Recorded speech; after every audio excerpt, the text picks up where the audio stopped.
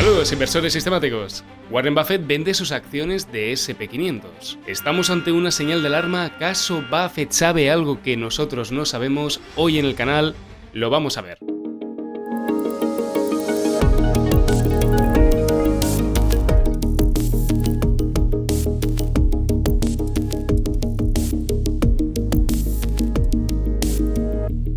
Antes de empezar, recordarte que la mejor manera de ayudarnos es suscribiéndote al canal y dándole un buen like y, por supuesto, compartiendo el vídeo con todas aquellas personas que vosotros creáis que les puede interesar el tema. Y ahora sí, vamos al vídeo. Y es que el pasado fin de semana se han hecho públicos los resultados del informe 13F de Berkshire Hathaway, la empresa desde donde Warren Buffett hace sus inversiones. En Estados Unidos, la SEC obliga a las sociedades de inversión a hacer públicos sus movimientos de manera trimestral. De este modo consigue dar transparencia al mercado sobre qué están haciendo las ballenas, a la par que, dándoles 3 meses de discreción, les permite hacer sus inversiones sin necesidad de estar sometidos a la presión del gran público. Aquí a continuación podéis ver los movimientos más destacados de Warren Buffett este pasado Q4 de 2024, en su informe 13F presentado a la SEC, que como veis ha abierto posiciones en Constellation, ha incrementado posiciones en Domino's Pizza, Pool, Sirius, VeriSign y Occidental Petroleum, que a propósito recientemente en el canal ya grabamos un vídeo sobre Occidental Petroleum, vídeo que por seguro que a los espectadores más value os va a gustar. Y en el lado de las ventas ya podéis ver ventas parciales de algunas de sus compañías del portfolio y en especial la venta de Nubank, de Citigroup y he aquí el titular de la semana, la venta total de todos los ETFs del S&P500 que tenía en cartera y también anecdóticamente la venta de Ulta Beauty. Y si queréis que hagamos un vídeo especial analizando la cartera de Warren Buffett empresa por empresa para saber qué empresas según el Systematic Value Investing pueden presentar una mejor oportunidad de inversión, hacedmelo saber en los comentarios del vídeo. Y ya sé lo que estaréis pensando, pero David, si en la misma imagen podemos ver cómo esta venta supone la venta del 0,01% del portfolio de Buffett, algo que no marcará la diferencia futuro de ninguna manera. Y en este sentido os doy toda la razón, pero también atentos al mensaje que con esta venta tan insignificante Warren Buffett lanza al mercado. Lo que nos lleva a la gran pregunta de este vídeo, ¿qué problema ve Buffett con el S&P500? Y es que especialmente en la última década y realmente fomentado por las redes sociales, canales de TikTok, muchos inversores se han lanzado a comprar ETFs indexados al mercado, ETFs como el SPY o el VOO que acaba de vender Warren Buffett. Y en cierto modo ha sido un gran logro que muchos de los inversores que no estaban en el mercado hayan entrado a través de estos ETFs indexados, los cuales, como sabéis, a nivel de costes son realmente mucho más eficientes que cualquier producto bancario. Y también, por fortuna para el gran público, los últimos 10 años han sido realmente excepcionales para este tipo de instrumentos, que como veis a continuación, incluyendo dividendos, ha dado una rentabilidad de un 250% en los últimos 10 años. Lo que en interés anualizado sería en torno a una rentabilidad del 13,5% anual. Que llegados a este punto, recordad siempre la famosa gráfica de Jeremy Siegel que tengo justamente aquí atrás su libro, donde nos habla de que la rentabilidad de las acciones a largo plazo en los últimos 200 años después de inflación ha estado en torno a ese 6-7%. Con lo cual ya veis que una rentabilidad del 13,5% es una auténtica anomalía dentro de la serie histórica. Desde luego, esta es una rentabilidad realmente envidiable para la categoría de activo que es la renta variable indexada, un activo totalmente líquido, cuando muchos otros, por ejemplo, dentro de la inversión inmobiliaria lo están pasando realmente mal para sacar, ya no digo un 13%, sacar un 10% ni siquiera, en un activo que es totalmente ilíquido. Pero espera un momento. ¿Por qué Warren Buffett en primer lugar está comprando ETFs pasivos? Voy a hacer un pequeño paréntesis aquí porque creo que esto os puede interesar verdaderamente. En este sentido, todo y que no podemos ponernos en la cabeza de Buffett y entender exactamente cuáles son los motivos que le llevaron a comprar S&P500, dejadme brindaros una breve reflexión como fundador del fondo de Systematic Value Investing. Dentro de la operativa de un fondo de inversión es normal tener un porcentaje líquido para poder gestionar las entradas y salidas de los diferentes partícipes, especialmente si el fondo de inversión es de tipo mutual fund o garantiza cierta liquidez de los partícipes, con lo cual ese porcentaje de liquidez habitualmente suele estar en repos o en fondos monetarios que te dan una liquidez residual pero que te permiten remunerar esa tesorería. No obstante, ya podéis ver que si por ejemplo cogemos un 10% de liquidez y un 90% de exposición a renta variable, como sería el portfolio de Buffett, podemos ver que tenemos un 10% que si la bolsa sube no se moverá especialmente porque lo tenemos puesto en deuda a muy corto plazo. Hay otros gestores que para evitar justamente esa pérdida de rentabilidad, prefieren poner este porcentaje de liquidez justamente en activos que tengan también una correlación con la renta variable, pero que sean igualmente líquidos. Uno de ellos, por ejemplo, es el SPY, uno de los ETFs del S&P 500 más líquidos que existe en el mercado. Con lo cual, fondos pequeños como el mío o fondos enormes pueden poner su capital dentro del SPY, que encontrarán compradores y vendedores al otro lado sin ningún problema. Y sobre esto incluso hay más bibliografía al respecto, porque hay muchos autores que incluso recomiendan utilizar Berkshire Hathaway, la propia acción de Berkshire Hathaway, como ese porcentaje de liquidez, o a lo mejor incluso no guardar un porcentaje de liquidez y apalancarnos ligeramente, tener el portfolio al 110% para poder responder con ese apalancamiento extra a las necesidades de tesorería del propio portfolio. La verdad que es una temática muy interesante y no me importaría hacer un vídeo al respecto, así que por favor, házmelo saber en los comentarios y me pondré a ello. Disculpad la chapa, cerremos el paréntesis y sigamos con el vídeo. Sin embargo, en los últimos informes 13F, Warren Buffett ha vendido el 100% de todo lo que tiene en SPY y en VOO, los dos ETFs de los más líquidos que existen para el S&P 500. Y aunque la posición de venta es pequeña, Warren Buffett podría estar lanzando un mensaje al mercado. No cree que el S&P 500 ya no sea un mantener, sino que a lo mejor ya es directamente un vender. ¿Y qué motivos puede llevar a Warren Buffett a pensar esto? Vamos a ir uno por uno. Motivo número 1. El S&P 500 está caro.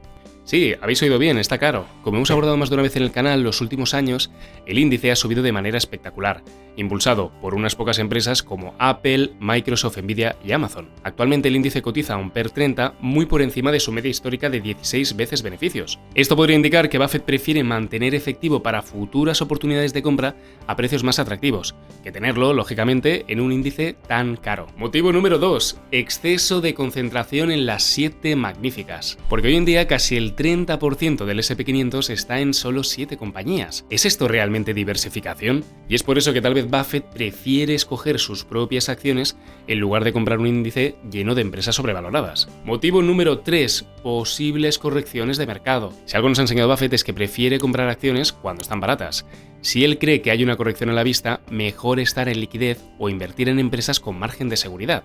En 2022, por ejemplo, acumuló grandes cantidades de efectivo antes de realizar nuevas inversiones estratégicas. Y es que, como os explicamos en un vídeo del canal, Berkshire Hathaway podría ser una acción de cobertura, porque actualmente el oráculo de Omaha tiene el 30% de su portfolio en liquidez, preparado para que cuando llegue el momento de esa gran recesión poder comprar empresas que paguen dividendos por encima del 10% a precios de risa.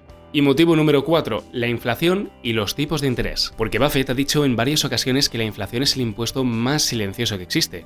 Con los tipos de interés aún elevados y la inflación sin un control absoluto, puede que esté esperando un mercado más favorable para entrar con fuerza. Porque de la inflación, añadiendo el registro de enero 2025, tenemos un dato verdaderamente desalentador. Como podéis ver en el gráfico, el día que la Reserva Federal arrancó la bajada de tipos en septiembre de 2024, la inflación pasó del 2,4 al 3% a enero de 2025. Así que de control inflacionario bastante poco. Y claro, poneos en la piel de Buffett, vas a tener un porcentaje en S&P 500 en un momento donde el índice está más caro con respecto al histórico y a la par está el riesgo de que la inflación se dispare y la Fed revierta su política de tipos de interés y los vuelva a subir, con lo cual provocaría una recesión dentro del propio índice. O bien prefieres tenerlo en cash, en deuda del Tesoro americano, que ahora mismo, como podéis ver en el gráfico, está pagando el 4,3% de rentabilidad. Sin lugar a dudas, vendes S&P 500, compras letras del Tesoro. Antes de continuar, recuerda que este canal es puramente informativo y que mi objetivo al final es que puedas tomar decisiones de inversión, pero por ti mismo. Así que nada de lo que podamos decir aquí puede ser considerado una recomendación de inversión.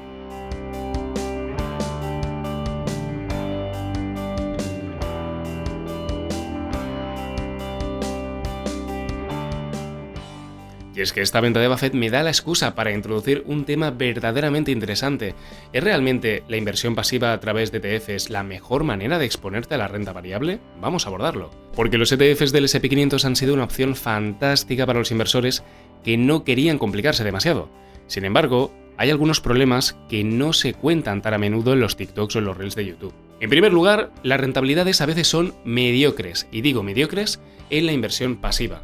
Y tenemos auténticos paseos por el desierto. Aunque el índice ha dado un 10% anual en promedio en los últimos 100 años, han habido épocas donde ha estado plano por décadas. como por ejemplo entre el 1968 y el 1982, donde los rendimientos fueron, ajustados por inflación, realmente bajos. Porque aquí recordad, no es simplemente que vosotros en la gráfica veáis que el precio recupera el valor máximo que tenía previo a la corrección, sino que lo hemos de recuperar también en términos reales, después de inflación, y es por eso que los gráficos del SP500 después de inflación veis que nos dan auténticos desiertos de 26 años, 24 años y 15 años más recientemente. Porque cuando compras un ETF no solo compras empresas excelentes como Apple o Microsoft, sino también empresas con modelos de negocio en declive. Esto significa que parte de tu inversión puede estar en compañías con problemas estructurales. Y aquí en este sentido un gráfico realmente revelador es el que podéis ver en app.sbinvesting.com, porque si entráis aquí en la página y bajáis, hay una sección que hemos preparado justamente aquí que veis que pone el SP500 en directo, vais a ver lo siguiente. De todas las empresas del SP500 con nuestro algoritmo podéis ver cómo las hemos clasificado en función de nuestros indicadores de calidad que trabajamos aquí en Systematic Value Investing y de nuestra metodología de valoración. Ya podéis ver que de todo el universo de inversión, empresas como por ejemplo Mercado Libre se sitúan en el cuadrante bueno, el cuadrante interesante, el cuadrante de los negocios que aparte están baratos. Por el contrario, por ejemplo, en el cuadrante negativo podemos ver empresas como Tesla, podemos ver empresas como Palantir Technologies, empresas que, como hemos estado hablando en el canal, son realmente tesis de inversión muy complicadas de entender desde un punto de vista value. Y problema número 3 que le veo a los ETFs pasivos indexados. Los inversores tienen un cierto anclaje a esas expectativas de crecimiento del índice tan fuertes que hemos tenido en los últimos años. Esto es un sesgo cognitivo en toda regla, porque las rentabilidades del índice han sido muy buenas los últimos 10 años, pero el histórico nos muestra que esto no tiene por qué ser así hasta el infinito. Pero a la gente le gusta juntar los puntos y extrapolar que la línea va a seguir para arriba. Y es que los últimos 2 años el SP500 ha dado retornos impresionantes, pero también esconde una gran trampa, porque estos retornos han sido generados en gran medida gracias a las 7 magníficas. Y es más, hay un ejercicio muy interesante que consiste en ver cuál es la rentabilidad de las 493 empresas que no están compuestas por Nvidia, por Apple, por Amazon y todas estas 7 magníficas. Y veréis que la rentabilidad que han sacado en el año 2023 y en el 2024 no es el 24% de rentabilidad del SP500 y el 23% de rentabilidad, sino una rentabilidad más cercana a los promedios históricos, o sea, de en torno al 4%, 8%. Porque otra gran pregunta es ¿qué pasará cuando estas 7 magníficas dejen de crecer a este ritmo? Porque van a dejar de crecer en algún momento. Si por ejemplo pillamos el caso de Nvidia, Nvidia actualmente tiene un 7% de peso dentro del índice, en concreto un 6,4%. El otro día, como podéis ver aquí en el gráfico, Nvidia tuvo una caída de más del 20%.